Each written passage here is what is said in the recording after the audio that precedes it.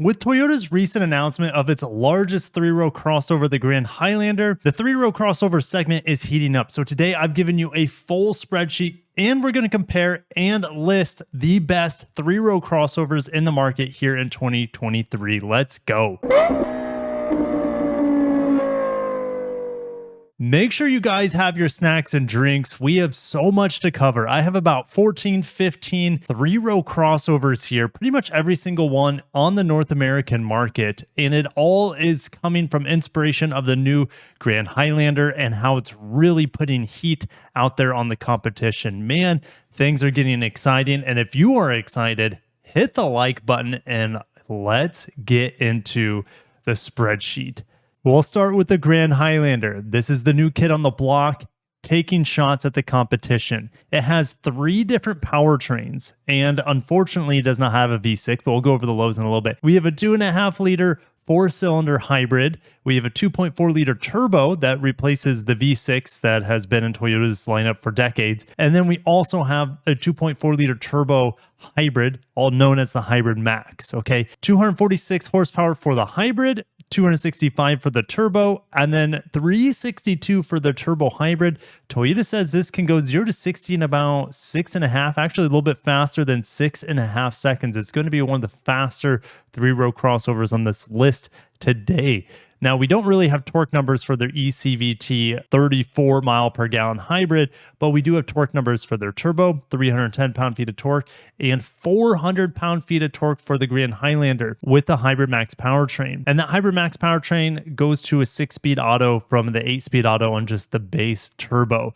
Now, all-wheel drive is not standard here. You can get front-wheel drive on the hybrid as well as a 2.4 turbo. All-wheel drive is standard on the Hybrid Max. Now, the most alluring powertrain to me, since I'm not towing a whole lot, is going to be the 34 mile per gallon 2.5 liter hybrid. And I'm expecting it to go down to about 22 for the turbo and then 25, which is decent for the Hybrid Max for how much power it gives you. Cargo capacity is a guess at this point, but Toyota says it can fit 7 carry-on bags behind the third row. And just for comparison, if we look at one of the largest crossovers on the list today, the Traverse, they're able to fit 6 carry-on bags. So this is going to be the starting point for the Grand Highlander, is 23 cubic feet of cargo space. It could actually be more. Now, towing starts at 3,500 pounds, maxes out at 5,000 pounds. What are the eyes for the Grand Highlander? It's huge. It's new. I think it looks great. We have lots of different hybrids here.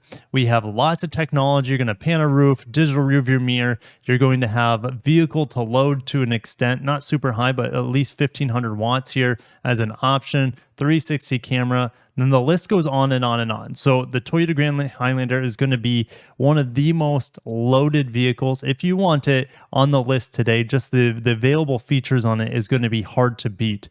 The lows, though, rest in peace, V6. We're going to miss you.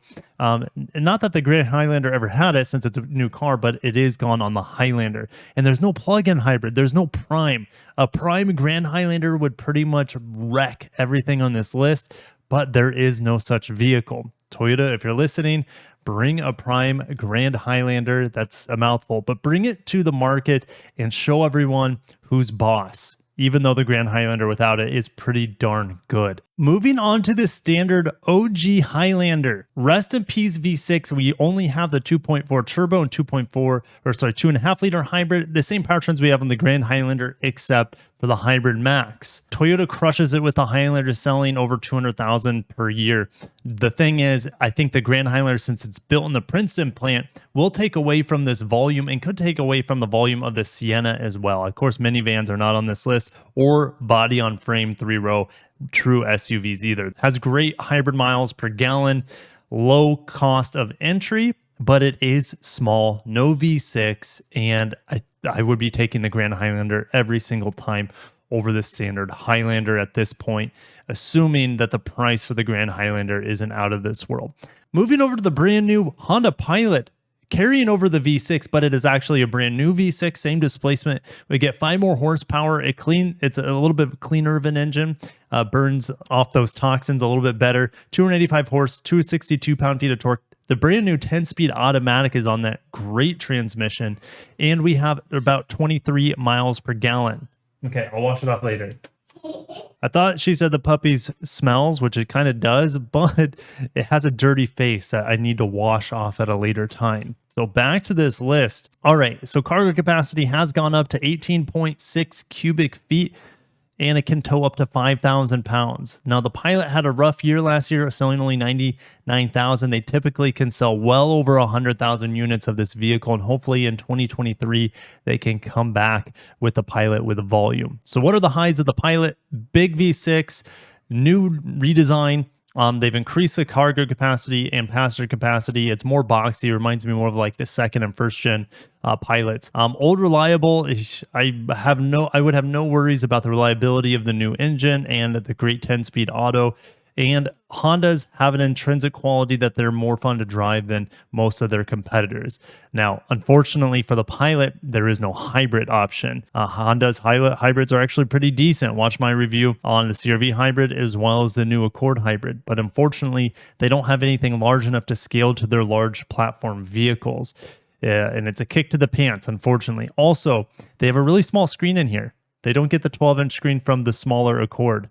That is a misstep in my opinion. And moving on to some of the biggest ballers in this three-row segment the past few years, Hyundai and Kia with the Palisade and Telluride only have a 3.6 liter V6, 291 horsepower, 262 pound-feet of torque, 8-speed auto. Miles per gallon around 22. Cargo capacity is big. It can tow up to 5,500 pounds, which is more than most of the competition as well. And combined, they're selling nearly 200,000 of these behemoths every single year. What are the highs? Well, I love the designs of the Hyundai Palisade and Kia Telluride. They just got a redesign. The Telluride looks a little bit worse, actually, in my opinion, than the other Telluride that preceded it, but it still looks good. Don't get me wrong. But the new Palisade has taken a quantum leap forward with the refresh styling. Looks great. I think it actually looks better than the Telluride now. But what are the lows? They're not perfect. Well, no hybrid options, and I'm hearing things about poor side impact ratings, and I hear that they don't age great. Now, they haven't been on the market that long, but the jury's still out on that, and I'll see you guys down below if you have these vehicles, if you heard stories about maybe them not aging great. I think that build quality and reliability will continue to improve over the years that they build these Palisade and Tellurides. All right, the other new kid on the block with the Grand Highlander. And this thing is going to be awesome. Mazda invited me out for my first Mazda event out to Malibu to debut the CX-90 for you guys.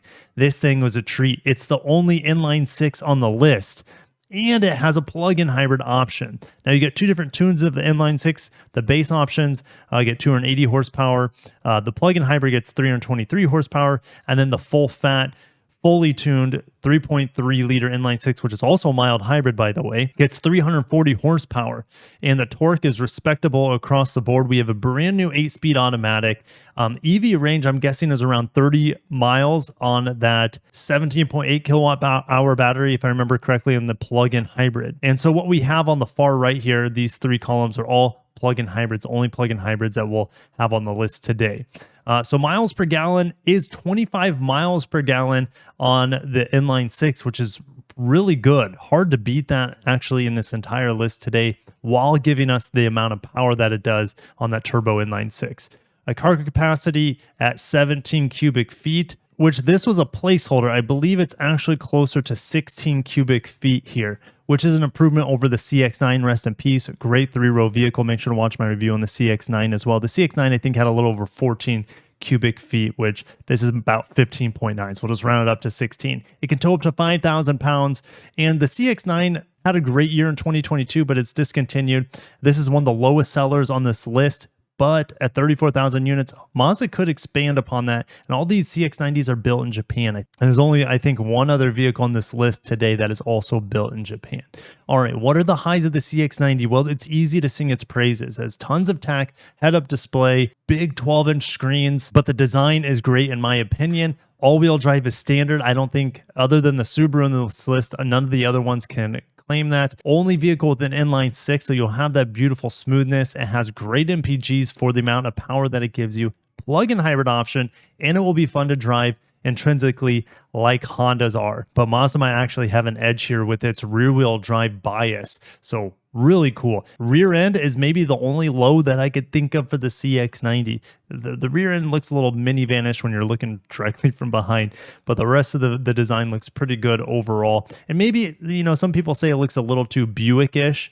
I guess I could see that. Maybe it's not as hard-nosed and macho like the competition, but I like how they stand out. They're taking more of a soft, elegant approach. Moving to another vehicle on this list that also offers a plug-in hybrid is the Kia Sorento. It's one of the smaller vehicles on this list, and it has a plethora of powertrains. Naturally aspirated 2.5-liter four-cylinder with 191 horse, 2.5-liter turbo with 281 horse. You also have the 1.6-liter turbo hybrids, which is a normal hybrid as well as a plug-in hybrid. And all those powertrain horsepowers are here. Transmission, 8-speed automatic for the non-hybrids, and for the hybrids, it's a 6-speed automatic. Now, EV range on the plug-in hybrid is 32 miles. The normal hybrid will get you up to 37 miles, which I believe is the highest on this list for just fuel economy miles per gallon alone. But the plug-in hybrid can also get you about 34 miles per gallon. Cargo capacity is tiny, 12.5. It's one of the lowest on this list. It can tow up to 3,500 pounds. Kia sold an impressive 87,000 last year. And so what are the highs of the Kia Sorento? I think it looks good. I didn't mention that, but it looks good. It has a low cost of entry, great powertrain options, plug-in hybrid option. Unfortunately, it has a tiny third row, and it has very small cargo capacity as well, just like the Mitsubishi Outlander, which is going to be the last plug-in hybrid on this list. Has a base engine, 2.5-liter, kind of like the Kia Sorento, but it only produces 181 horsepower, and it's mated to a CVT. Ouch. The plug-in hybrid gets us 248 horsepower and gives us 38 miles of fully electric range, something that beats out all the other plug-in hybrids on this list, assuming that the Mazda CX-90 gets around 30. We don't know. That's just my guess because they haven't communicated that plug-in hybrid range on the CX-90 at the time of this recording. The Outlander's fuel economy is 26 in the hybrid and the standard, so you better be plugging in that plug-in hybrid to maximize its efficiency. Cargo capacity is minuscule, the lowest on this list today at under 12 cubic feet of space. Towing capacity is a meager 2,000 pounds, which is one of the lowest on the list today. Now, moving to the GMC and Chevy Acadia, as well as Traverse, we have a 2-liter base engine on the GMC, and I think the Chevy gets the 3.6-liter V6 standard, while it's optional on the Acadia. I would be getting the V6 absolutely over that underpowered turbo 4-cylinder, 9-speed automatic, miles per gallon around 24 on the turbo and 22 on the V6. Cargo capacity is massive on the Traverse and tiny on the Acadia, and towing capacity is base 1,500 on the 2-liter and 5,000 pounds on the V6. Sales combined is around 150,000 for these two 3-row crossovers.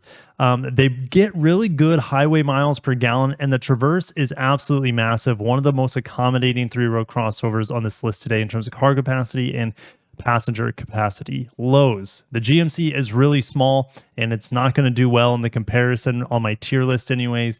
And I hear it has very poor materials for both of these vehicles, especially the Traverse, the GMC being slightly more upscale. So bad materials on the Chevy Traverse is going to hurt it absolutely. Volkswagen Atlas on the list as well. They replaced the V6 with a 2-liter turbo. Would not recommend going this route. I'd rather have the V6. Now, they have boosted it quite massively, 269 horsepower. It's actually more horsepower than the outgoing V6, and it has more torque at 273. 8-speed automatic, miles per gallon, I'm guessing around 23 for the 2024 model year. Towing capacity should be around 5,000 pounds, and they sell about 44,000. The sales for the Atlas are all over the place. I've seen some years where they're over 100,000, and I think it's just like a supply chip thing.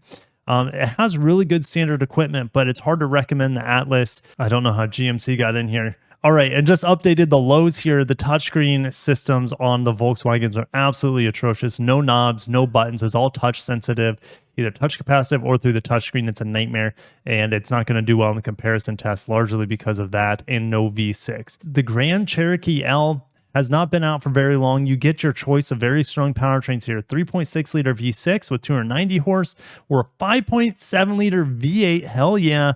357 horse and 390 pound-feet on that V8. 8-speed automatic, Miles per gallon, 21 on the V6, 18 on the V8. Now, cargo capacity is pretty decent here at 17 cubic feet. Towing capacity is very impressive, up to 7,200 pounds here on the Cherokee L. Highs, I think it's gorgeous. I think Jeep vehicles in general have really good designs, and it is huge. It should accommodate large families, no problem. And you have the option of the V8, and the technology I hear is good. And I haven't tested it, but I'm very, very impressed with it from what I've seen and read with the Grand Cherokee L.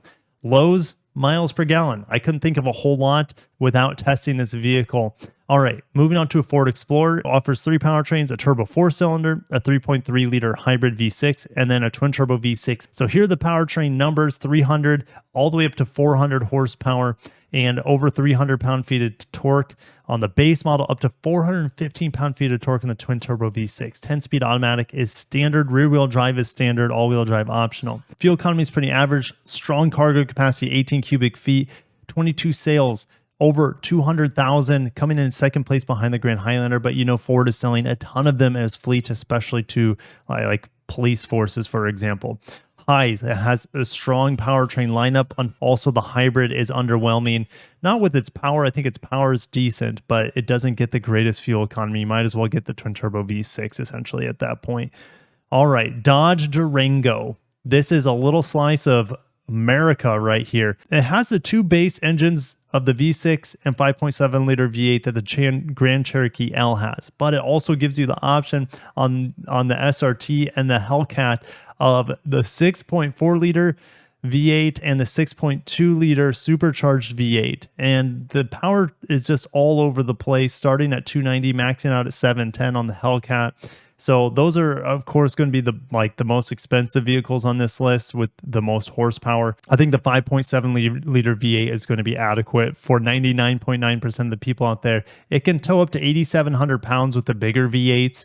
It's just insane. And sales are pretty low actually in this list, with the Nissan Pathfinder actually outselling it, only selling 55,000 in 2022. Now the highs, you have your choice of V8s and a little slice of American heaven right there. And it can tow a boat plus a house at the same time. Unfortunately, it is a little bit dated. I don't think it looks bad, but it's not the most alluring out there unless you want that V8 and a 3-row people mover, and you have terrible fuel economy in the Dodge Durango. Moving on to the Subaru Ascent. 2.4 liter turbo, made it to a CVT. It's got decent horsepower and the response is okay on it. Can't tow that much. It has an optional package where you can tow up to 5,000 pounds though. Miles per gallon is decent, around 23. Cargo capacity is over 70 cubic feet here, which isn't bad, but what is bad is that it has a tiny third row. It's very cramped in this vehicle. It has a large touchscreen. I guess that's a good thing. And also has a low cost of entry. All-wheel drive is standard here as well, which is good. It just has a CVT, and it's hard to recommend a CVT on this list today. All right, Nissan Pathfinder is the last vehicle we're going to talk about. Doesn't mean it's last on this list. Tried and true 3.5 liter V6, 295 horse, 9-speed automatic. Rest in peace CVT. They finally got rid of it and makes this vehicle competitive once again. 23 miles per gallon, 16 cubic feet of cargo space. Can tow up to 6,000 pounds, which is one of the higher towing ratings on this list today. Sold about 57,000 units last year. I like the design of it. I think it looks macho. The highs aren't that high on this, nor the lows that low.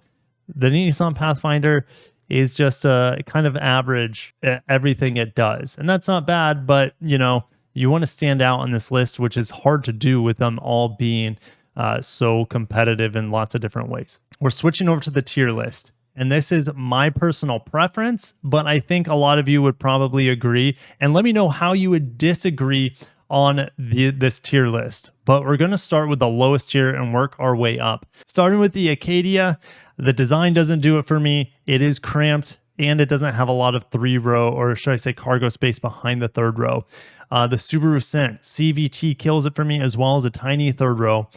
Mitsubishi Outlander, the base one, it's a better as a 2-row vehicle. The fact that it has a 3-row and it's competing in a class larger than what it is is kind of a disservice to it. And I also put an asterisk here because the plug-in hybrid would probably put it in a tier higher. CVT and the 181 horsepower is so underwhelming compared to the competition here that I can't really put it any higher than C. It's also really cramped, if I didn't mention that. And Atlas, the Volkswagen Atlas, dropping the V6, going to a overboosted 2-liter, and the touchscreen mishaps in there and climate control mishaps are just going to be unlivable for me.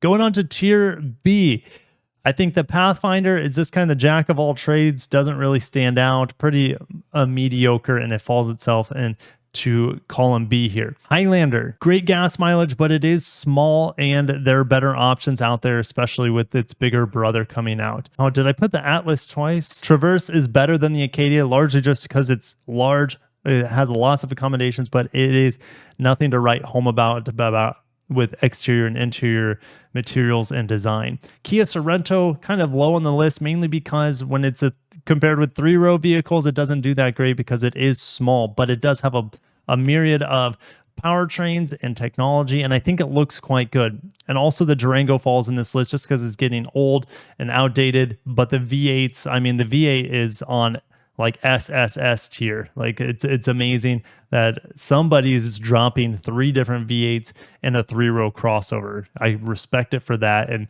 all right, we're going to move on to the next tier. The redesigned Honda Pilot getting up right at the top of the list. And it would be even higher if they had a hybrid option or just more features like the larger touchscreen in there, for example. It also doesn't have a head-up display, so it just kind of lacks on overall technology. Telluride and Palisade are also in A tier, close to the top. I think their side impact crash ratings are hurting them from being excellent, but I could definitely see you guys putting it into S tier.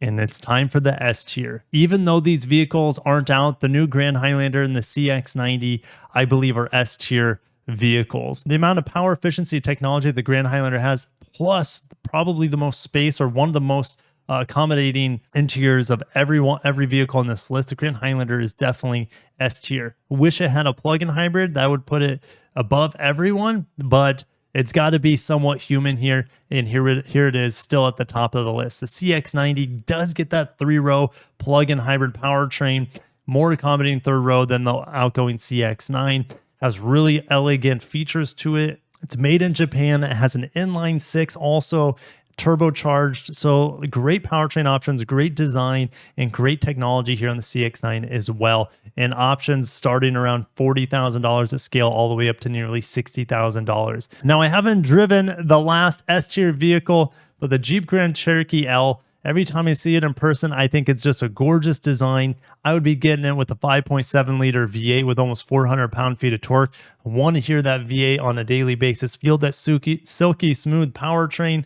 And I think it is just a way better package and a design than the Durango, even though they have such huge similarities. But I'd be going with the Grand Cherokee. I think it's a better designed vehicle for today's modern era and for 3-row family needs. So let me know how you would change this tier list. Of course, it's not gospel. This is just my opinion. And I haven't driven any of the vehicles in the S tier. I could actually end up hating all of them after driving them. I highly doubt it. But based off of what I've seen and read, these 3 look to be the kings of the 3-row crossover segment with some excellent options in the A tier and B tier underneath of it. And the C tier, I just can't recommend for tons of different reasons. But if you made it this far in the video and if you haven't hit the like button, I really appreciate that. It helps me out a lot. And make sure you subscribe for more comparisons like this, industry auto news as well, and hands-on reviews. Thank you again. I'll catch you in the next one and have a great day. Peace.